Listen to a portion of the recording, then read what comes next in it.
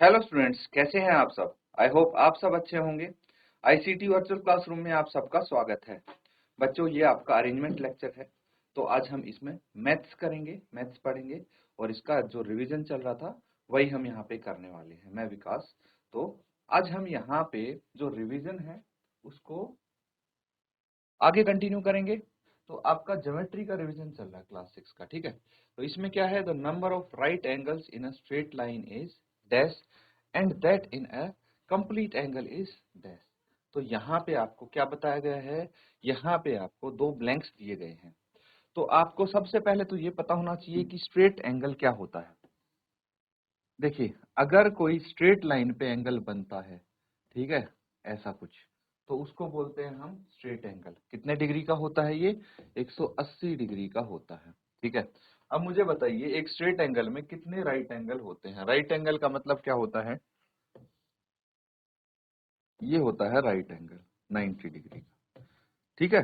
तो एक straight angle की अगर बात करें तो उसमें दो राइट एंगल हो जाएंगे कि नहीं हो जाएंगे? जैसे ये एक स्ट्रेट है एंगल है, तो 90 डिग्री का ये, 90 डिग्री का ये, और 90 डिग्री प्लस 90 डिग्री होता है 180 डिग्री, है ना।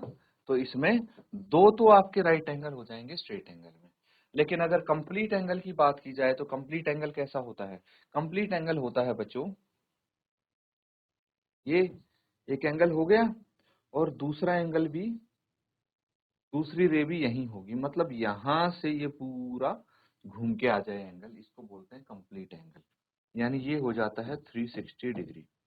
तो अगर हम एक स्ट्रेट एंगल की बात करते हैं तो उसमें कितने राइट एंगल हैं? दो राइट एंगल हैं। लेकिन जब कंप्लीट एंगल की बात करते हैं तो इसमें है बच्चों आपके चार राइट एंगल। देखिए, एक, दो, तीन, चार, 90 डिग्री के होंगे सारे। और 90 plus 90 plus 90 plus 90, 90 plus 90 plus 90 plus 90 कितना हो जाएगा? 360 डिग्री, ठीक है। तो यहाँ पे आपको पता चलेगा कि ये चार होते हैं राइट एंगल एक कंप्लीट एंगल में, ठीक है। नोट कर लेंगे बच्चों इसको।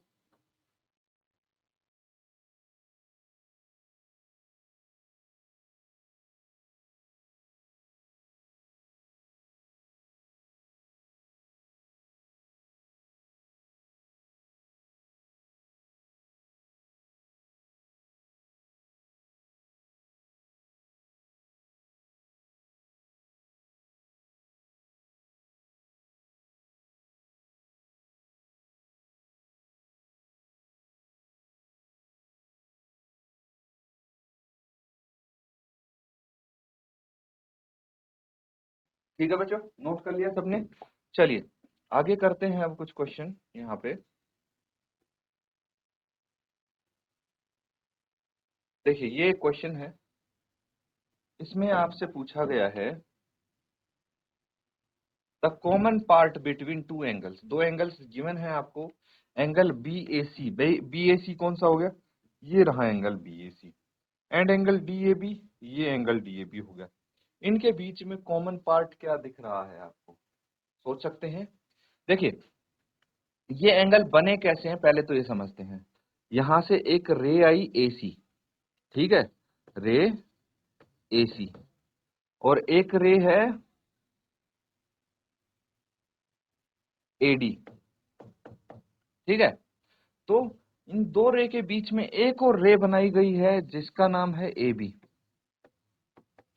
और यही रे कॉमन रे है इन दोनों में, है ना। ये रे देखिए इस एंगल के साथ भी है, इस रे के साथ भी मिलके एंगल बना रही है, और इस रे के साथ भी मिलके एंगल बना रही है। तो यहाँ पे रे हो जाएगी कॉमन, कौन सी? ए बी, ठीक है। नोट कर लेंगे इसको।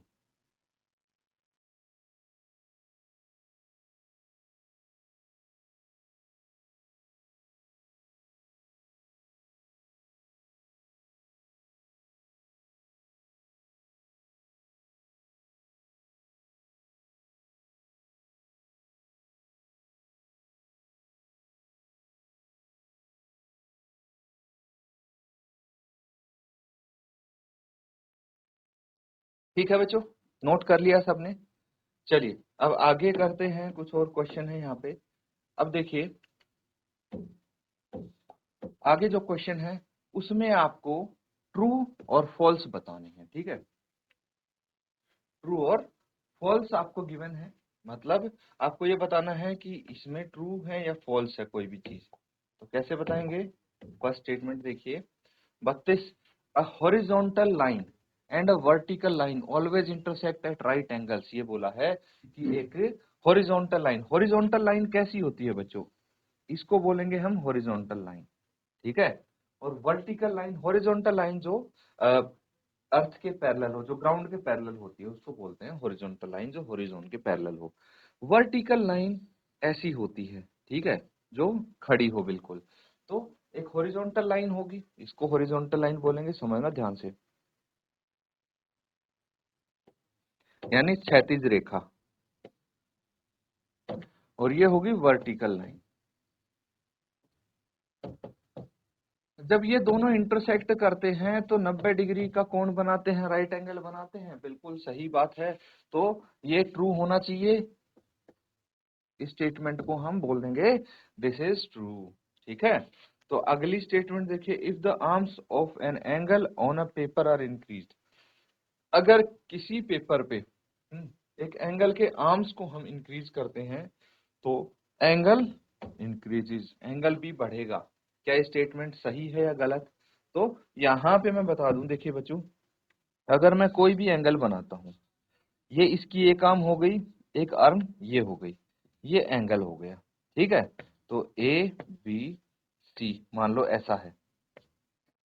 तो मुझे बताइए कि ये एंगल कब बढ़ेगा, किस केस में बढ़ेगा?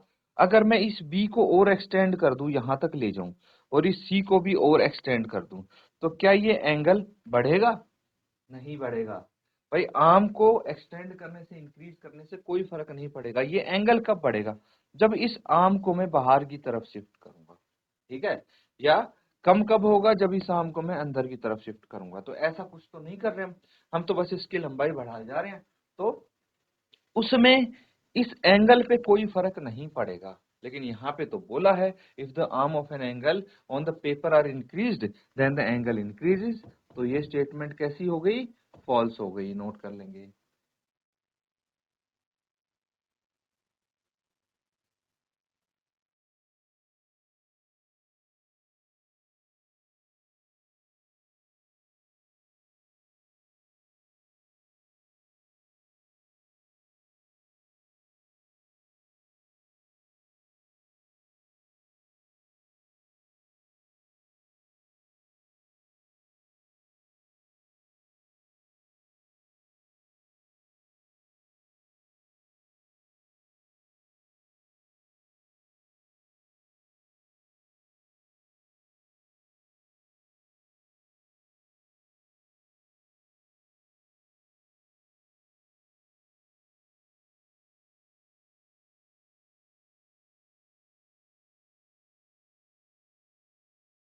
ठीक है बच्चों, नोट कर लिया सबने। आगे करते हैं अब अगला सवाल। ठीक वैसा ही क्वेश्चन है पिछले वाला। If the arms of an angle on the paper are decreased the angle decreases. तो भाई जब आर्म्स को हम इंक्रीज करेंगे तब एंगल इंक्रीज नहीं होता, तो उसको घटाने पे, आर्म की लेंथ को घटाने पे एंगल डिक्रीज कैसे हो जाएगा? नहीं होगा ना, इसलिए फॉल्स है। भाई जब मान लीजिए ये है हमारे आर्म की लेंथ, ठीक है, तो अगर मैं इसको कम करके सिर्फ इतनी ही आर्म रहने दूं तो भी एंगल में कोई फर्क नहीं पड़ेगा, है ना। अब 35 है, if line P Q parallel to line M. अगर एक लाइन है पी क्यू, ठीक है, लाइन पी क्यू है, ये लाइन एम के पैरेलल है, तो बोल रहे हैं line segment P Q is also parallel to line M. बिल्कुल सही बात है। अगर मैं कोई लाइन सेगमेंट ले लूं, ठीक है, यहां से लेके यहां तक, लाइन सेगमेंट और लाइन में क्या डिफरेंस है पता है ना? लाइन के एंड पॉइंट्स नहीं होते, वो इनफाइनाइटली दोनों डायरेक्शन में एक्सटेंड कर सकती है, जबकि लाइन सेगमेंट के एंड पॉइंट्स होते हैं और उनकी एक फाइनाइट लेंथ होती है। तो फिर क्या फर्क पड़ रहा है? अगर मैं इसको लाइन सेगमेंट मान लूं पी क्यू, तो भी ये इसके पैरेलल ही रहेगी। हमने इसको चेंज तो नहीं किया ना, इसीलिए ये ट्रू हो जाएगी स्टेटमेंट आपकी। ठीक है, नोट कर लेंगे।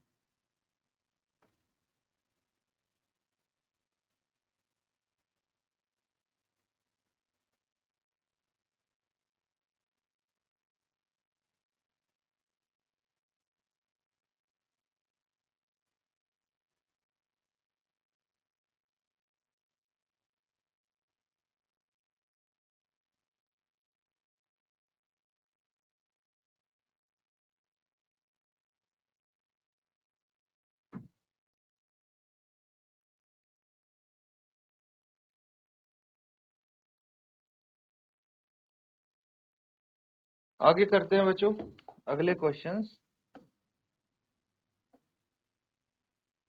ये है, two parallel line meet each other at some point. क्या ये संभव है कि दो समांतर रेखाएं, एक ये रेखा हो गई और इसके समांतर एक ये रेखा है, क्या ये संभव है कि कहीं पे किसी पॉइंट पे ये जाके मिलेंगी? ऐसा पॉसिबल है ही नहीं। अगर ये कहीं पे मिल रही होती तो इनको पैरेलल हम बोल ही नहीं सकते, इसीलिए ये स्टेटमेंट आपकी फॉल्स हो जाएगी। क्या हो जाएगी? फॉल्स हो जाएगी। तो इसको नोट कर लेंगे।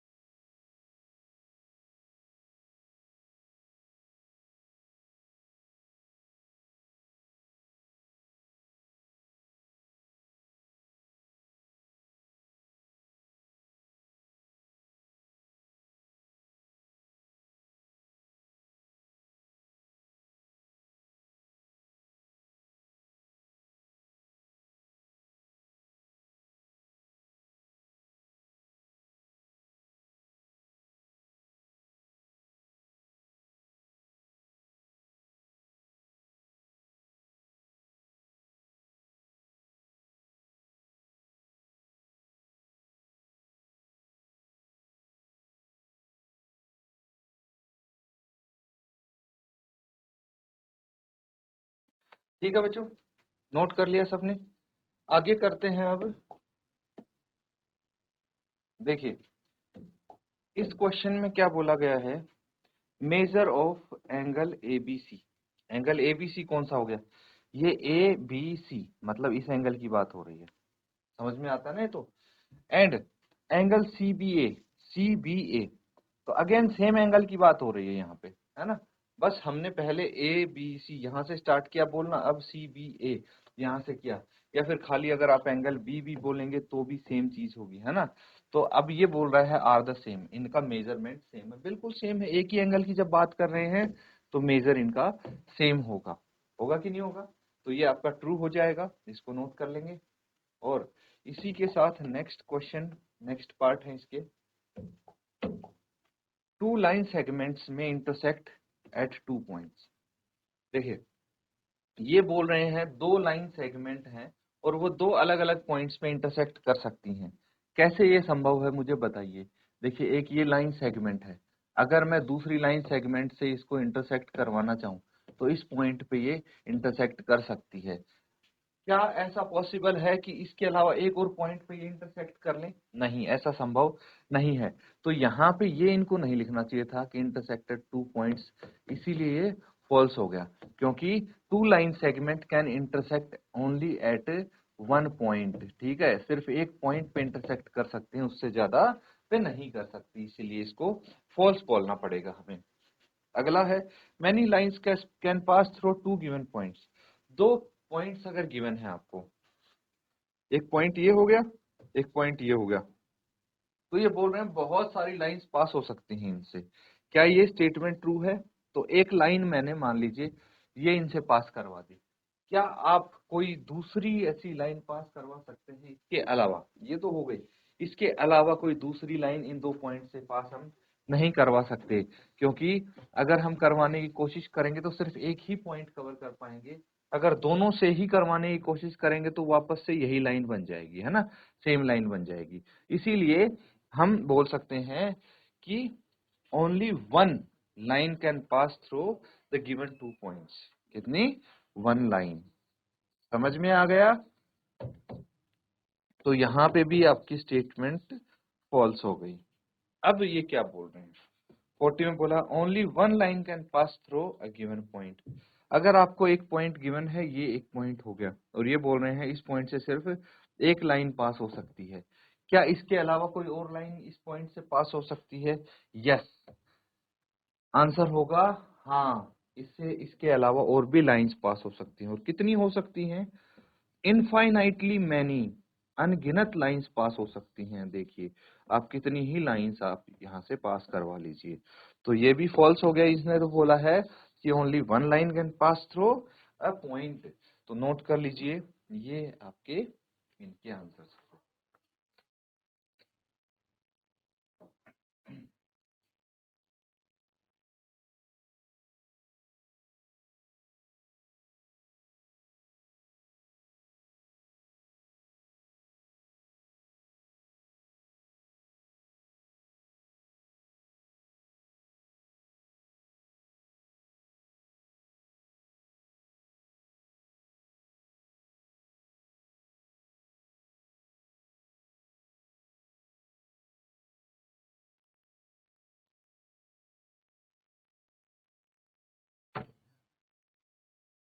ठीक है बच्चों, नोट कर लिया सबने? चलिए आगे करते हैं कुछ क्वेश्चंस। अब देखिए यहाँ पे क्या बोला गया है, ये क्वेश्चन है name the line segments in figure 2.24। इस टाइप का क्वेश्चंस आपने किया हुआ है। लाइन सेगमेंट्स क्या हो गई भाई? जिनके एंड पॉइंट्स होते हैं, जिनकी फाइनाइट लेंथ होती है। जैसे ये ए बी एक लाइन सेगमेंट है। क्या है? ए बी लाइन सेगमेंट है। अगर मैं ए सी की बात करूं, वो भी लाइन सेगमेंट है। फिर ए डी, ए ई, ये सब लाइन सेगमेंट्स हैं। वहीं पे अगर मैं बी सी की बात करूं, या बी डी, या फिर बीई, सारे लाइन सेगमेंट है। या फिर C D, C E line segment है। या फिर डीई भी लाइन सेगमेंट है। ठीक है, ये सारे लाइन सेगमेंट्स हो गए इसके, नोट कर लेंगे। और अगली फिगर में देखिए, name the line segment shown in figure this. इसमें कौन से लाइन सेगमेंट दिख रहे हैं? ये सारे ही देखिए, यहाँ से इस पॉइंट से लेके इस पॉइंट तक, ये क्या है? ए बी लाइन सेगमेंट है। अगेन बी से सी तक लाइन सेगमेंट है, बी सी, फिर सी डी, फिर डीई, फिर ई ए, ये सब लाइन सेगमेंट्स हैं, नोट कर लेंगे इनको।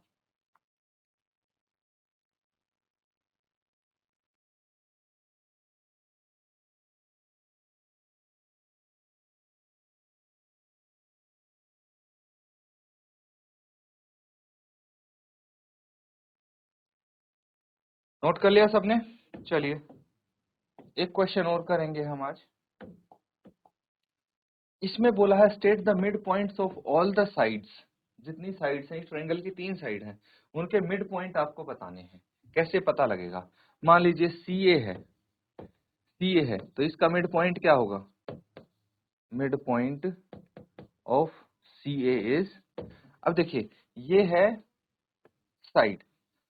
अब यहाँ पे इसके बीच में एक पॉइंट एक्स दिया है, क्या पता ये मिड पॉइंट है या नहीं? तो देखिए यहाँ पे ये दो छोटी छोटी लाइंस आपको दिख रही हैं। इसका मतलब है कि, इसका मतलब ये है कि C X is equal to A X, यानी एक्स इसका मिड पॉइंट हो गया, तो ये इसका मिड पॉइंट है। इसी तरह से अगर मैं बात करूंगा mid point of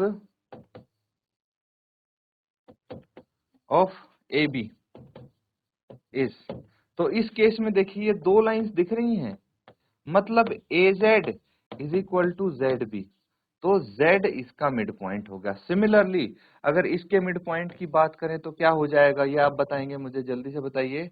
mid point of BC is y। ठीक है, तो इस तरह से आप बता सकते हैं, इनके मिड पॉइंट्स नोट कर लेंगे।